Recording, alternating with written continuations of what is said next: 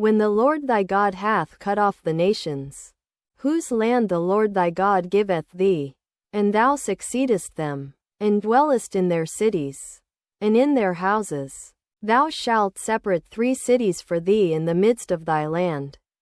which the Lord thy God giveth thee to possess it.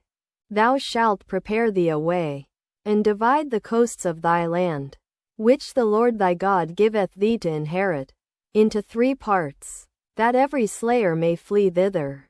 And this is the case of the slayer, which shall flee thither, that he may live, whoso killeth his neighbor ignorantly, whom he hated not in time past, as when a man goeth into the wood with his neighbor to hew wood, and his hand fetcheth a stroke with the axe to cut down the tree,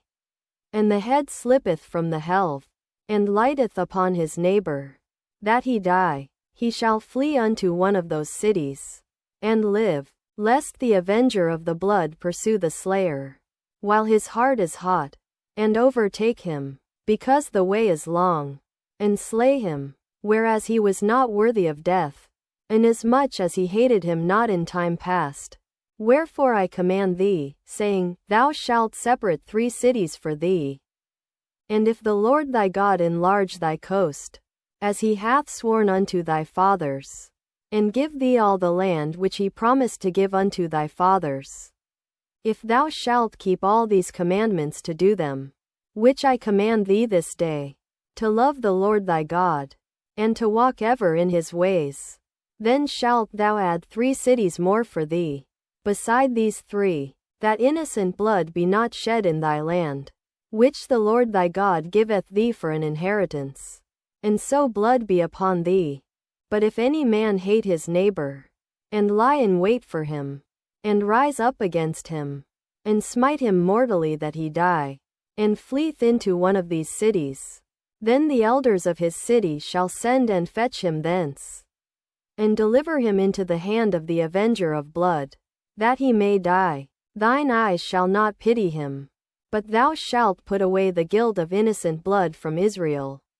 that it may go well with thee. Thou shalt not remove thy neighbor's landmark, which they of old time have set in thine inheritance, which thou shalt inherit in the land that the Lord thy God giveth thee to possess it.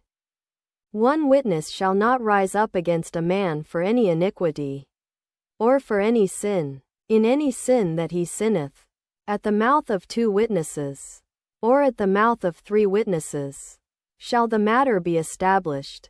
If a false witness rise up against any man to testify against him that which is wrong,